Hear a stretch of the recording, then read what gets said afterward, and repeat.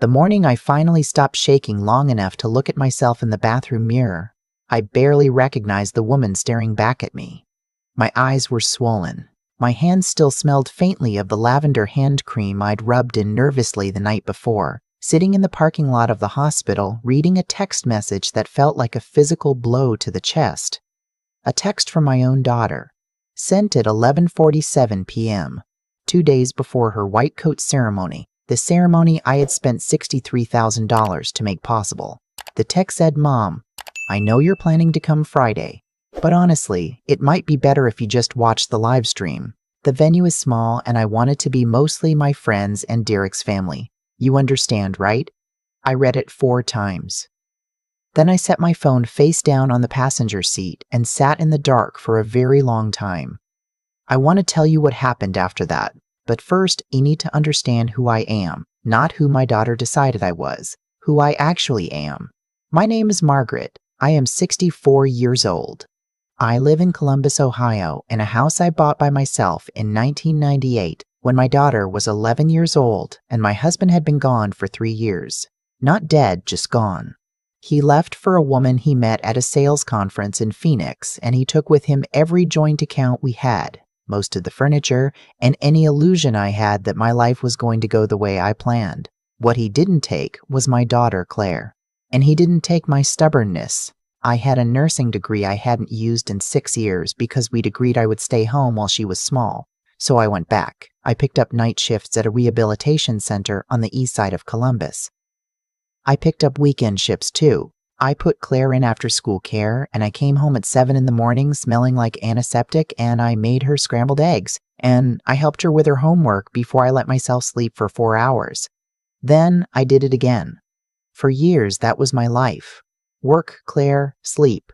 Work, Claire, sleep. But I didn't complain, because watching her grow was the one thing in my life that felt entirely, completely worth it. She was sharp. Sharper than anyone I knew.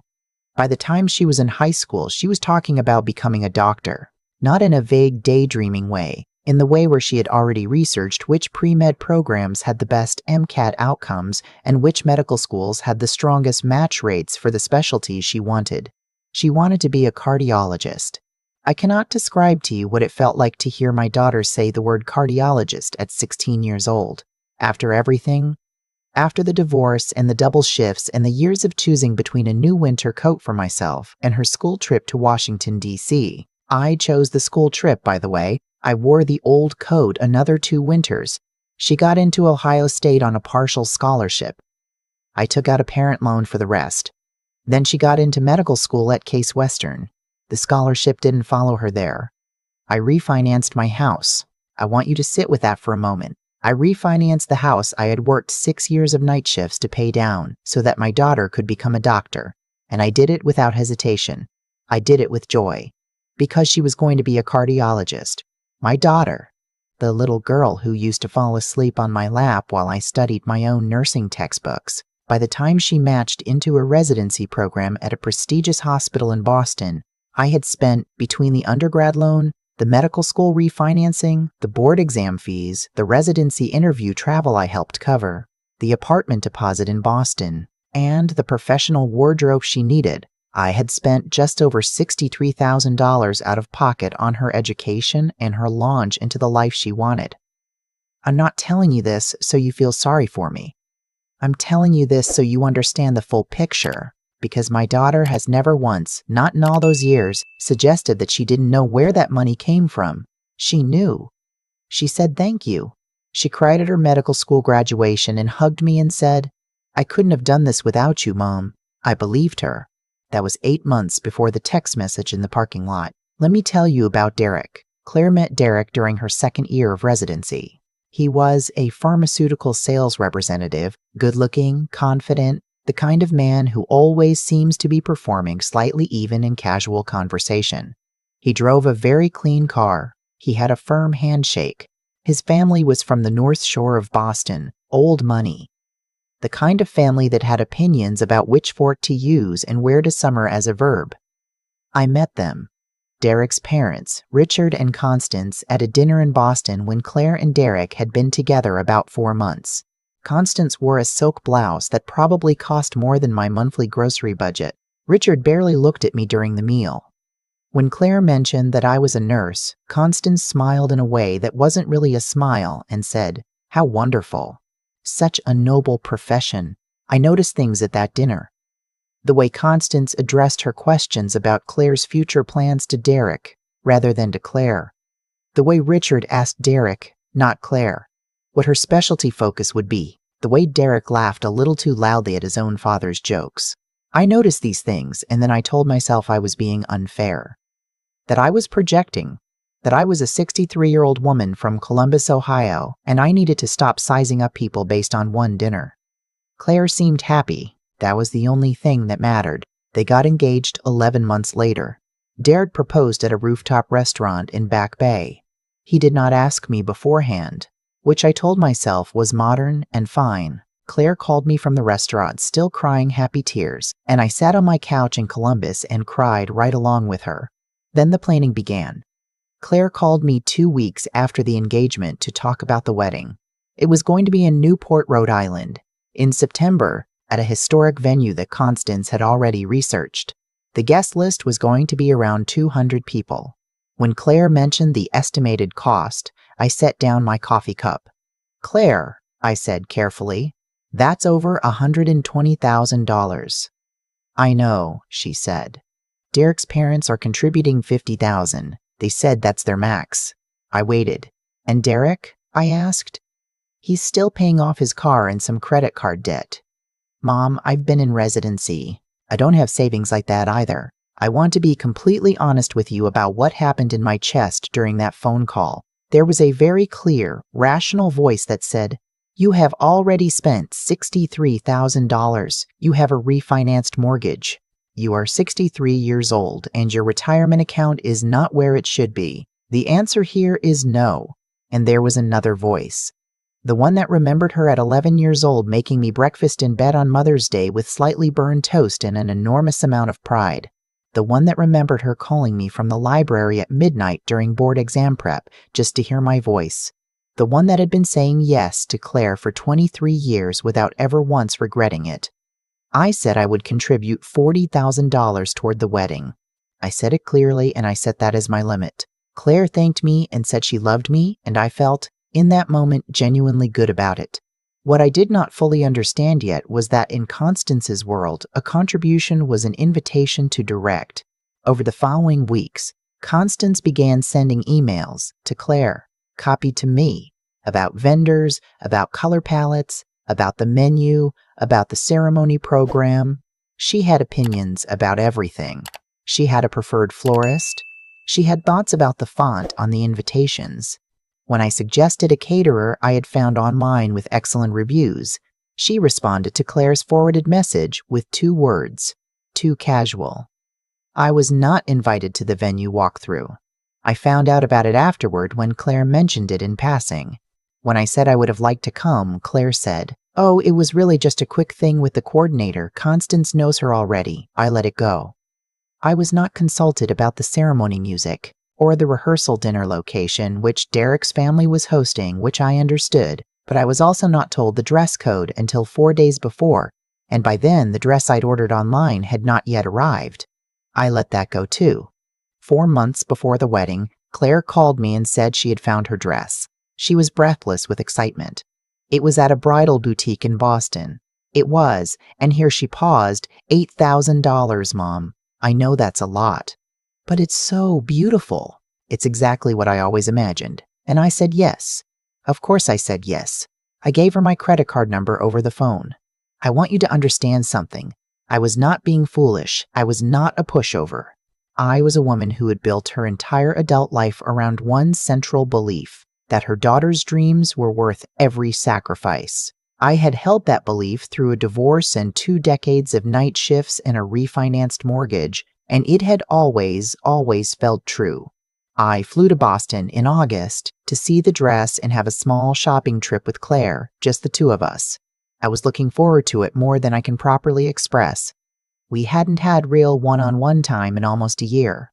When I arrived at her apartment, Constance was there. I don't know if Claire had forgotten to tell me or had chosen not to. I walked in with my overnight bag, and there was Constance sitting on Claire's couch with a cup of tea and a binder full of wedding vendor contacts. She greeted me with that not-quite smile and said, "Margaret, how was the drive?" I had flown. She knew I had flown. We went to the boutique together. Claire tried on the dress. It was stunning. I will absolutely give it that. It was ivory with long sleeves and a cathedral train, and when she stood in front of that mirror, she looked extraordinary. I started to cry, genuinely happily cry. Constance said, "We were thinking ivory was perhaps a safer choice than pure white, given the venue lighting. I had not been part of that we." On the drive back, Constance sat in the front seat of Claire's car, and they talked about the seating chart. I sat in the back. I watched the back of my daughter's head, and I thought about the burned toast on Mother's Day. I thought about the midnight phone calls from the library.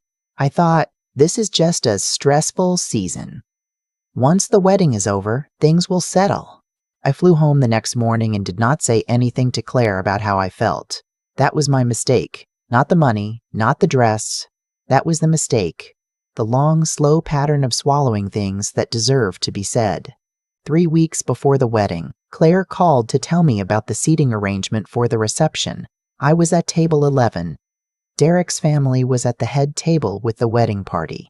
I was at table 11 with 2 of Derek's cousins I had never met and a colleague of Derek's father. "Claire," I said, "I'm your mother." "Mom, the head table is just the wedding party. It's standard. The parents usually sit near the front, near the couple. Richard and Constance are at table 2. It's right by the dance floor, and I'm at table 11. A pause. "It's a beautiful table, Mom." By the window. I did not sleep well that night. I called my friend Patricia the next morning and told her everything. Patricia has known me for 30 years. She said without hesitation, "Margaret, wake up." I didn't want to hear it. I told her she didn't understand the full picture. I told her Claire was under enormous stress. I told her that things would be different after the wedding. Then came the text, 2 days before the white coat ceremony, not the wedding. I want to be clear about that. This happened before the wedding even took place. Claire had just completed her residency and was being formally inducted as an attending physician. A white coat ceremony at the hospital with a reception afterward. I had already bought my train ticket from Columbus. I had already bought a new blouse. "Mom, I know you're planning to come Friday, but honestly, it might be better if you just watched the live stream. The venue is small, and I want it to be mostly my friends and Derek's family. You understand, right?" I sat in that parking lot for a long time, and then something happened that I cannot entirely explain, except to say that it felt like a light coming on in a room that had been dark for a very long time. It wasn't anger exactly. It was clarity. A cold, clean, absolute clarity. I thought about the $63,000 for her education. I thought about the $40,000 I had committed to the wedding. I thought about the $8,000 dress on my credit card. I thought about sitting in the back seat while Constance sat in the front. I thought about table 11. I thought about the burned toast. And I thought, I have been paying for a seat at a table I was never actually invited to. I drove home. I did not watch the live stream. I sat at my kitchen table with a cup of tea and my laptop, and I wrote down every outstanding payment I had not yet made toward the wedding.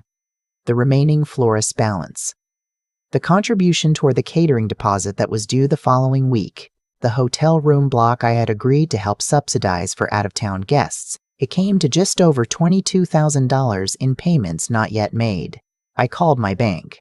I want to be honest with you about what I felt during that phone call. People might expect me to say I felt powerful or vindicated. What I actually felt was grief, real, deep grief. Not for the money, for the version of the relationship I had believed in for so long, for the mother-daughter story I had been telling myself, in which all the sacrifice and all the love were building towards something mutual, something lasting. I grieved that story while I was on hold, listening to the bank's automated music. When the representative came on the line, I canceled every pending payment I could cancel. The florist balance, the catering deposit contribution, the hotel block subsidy. I also called the bridal boutique and, after a very uncomfortable conversation, arranged to dispute the charge on the dress, citing a miscommunication about authorization, which was not a lie. I had authorized a purchase I now understood had never been made in good faith. Then I turned off my phone and went to bed. I did not attend the white coat ceremony. Claire called the next morning at 7:15. I let it go to voicemail. She called again at 7:20. And again. At 7:40, I listened to the voicemails. The first one was confused. The second one was concerned. By the third, her voice had changed into something harder. The florist had called her. The catering coordinator had called her. The boutique had called her. I called her back at 8 o'clock. "Mom, what is happening?" Her voice was shaking. "I canceled the payments," I said. I kept my voice very even, the ones that hadn't been processed yet. "Why?" "What? Mom, the wedding is in 3 weeks. I know when the wedding is." "You can't just, the florist is threatening to, Claire." I stopped her. "I need you to read me back the text you sent me 2 nights ago." Silence. "Read it back to me," I said again quietly. "And while you're reading it, I want you to think about the $8,000 dress on my credit card. I want you to think about the $40,000 I committed to your wedding. I want you to think about the $63,000 I spent over the last decade so that you could have that white coat that I was not invited to watch you receive." The silence on the line was long enough that I thought she might have hung up. Then she said, very quietly, "Mom, I love you," I said. "I have loved you every single day of your life, and I always will.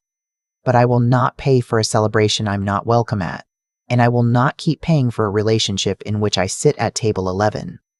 I heard her breath catch. "That's not, Mom. That seating chart was Constance's. Then Constance can pay the florist." Another long silence. And then, unexpectedly, my daughter started to cry. Not the hard defensive crying of someone who is angry. The other kind. The kind that means something is breaking open. "I'm sorry," she said. And she said it again and again. I did not rush to comfort her. For perhaps the first time in her life, I let her sit in the full weight of what she had done without immediately moving to soften it for her. I had been softening things for her for 23 years. I had been absorbing things, shrinking, moving to the back seat. Not anymore. We talked for almost 2 hours that morning. It was the most honest conversation we had had in years, maybe ever.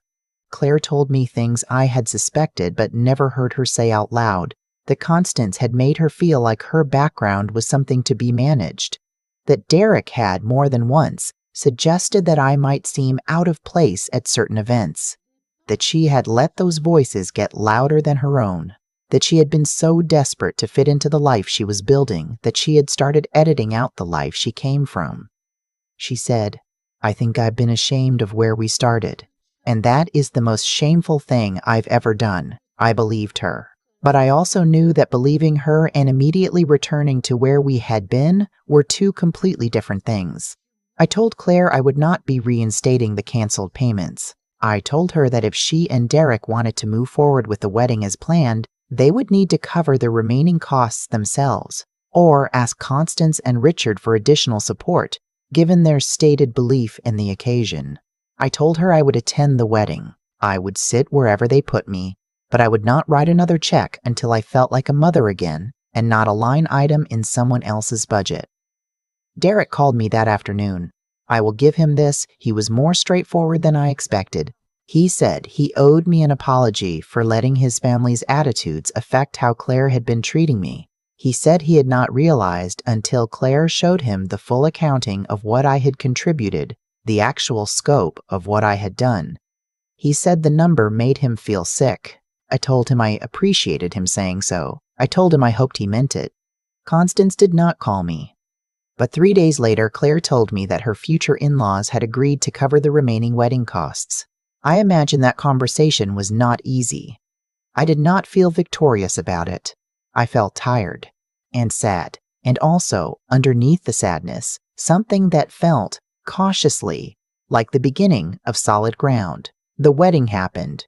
It was beautiful, genuinely, objectively beautiful, in that Newport venue with the harbor light coming through the windows in the late afternoon. I cried during the ceremony. I danced at the reception. I was moved to table 4, not table 2, not the head table, table 4. But Claire came to find me twice during the reception, not for photos, not for obligation, just to sit with me for a few minutes. Once she brought me a piece of the appetizers because she remembered I hadn't eaten on the plane. Once she just sat down and held my hand without saying anything, and we watched Derek dancing with his grandmother, and she leaned her head briefly against my shoulder the way she used to do when she was small. That mattered more to me than any table number. We are not fully repaired. I want to be honest with you about that, because I think sometimes these stories end too neatly and real life doesn't end neatly. Claire and I are in the process of rebuilding something, more carefully than before, with more honesty than before, with less of me absorbing things that need to be said out loud. She is seeing a therapist. I started seeing one too because it turns out that 20 plus years of quietly swallowing your own needs leaves a residue, and I have some work to do. Derek is trying. He is genuinely, effortfully trying, and I have chosen to let that count. Constance and I are cordial. That is all we will ever be, and I have made peace with that.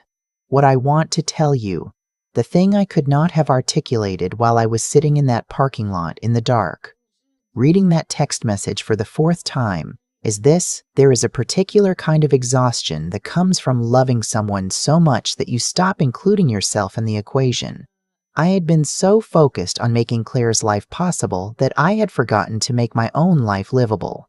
I had mistaken being needed for being valued. I had mistaken paying for belonging. The money was never the point. The money was just the clearest evidence of a pattern I had allowed to go on too long. The point was that I had raised a brilliant, capable woman, and somewhere along the way I had let her and myself forget that I was a person and not a resource. I am 64 years old. I still work. I still live in my house in Columbus. My retirement account is still not where I would like it to be, but I sleep better than I have in years. I call Claire on Sunday evenings and she answers, and we talk about real things. Last month, she called me on a Tuesday, just to tell me about a patient she was proud of. She didn't need anything.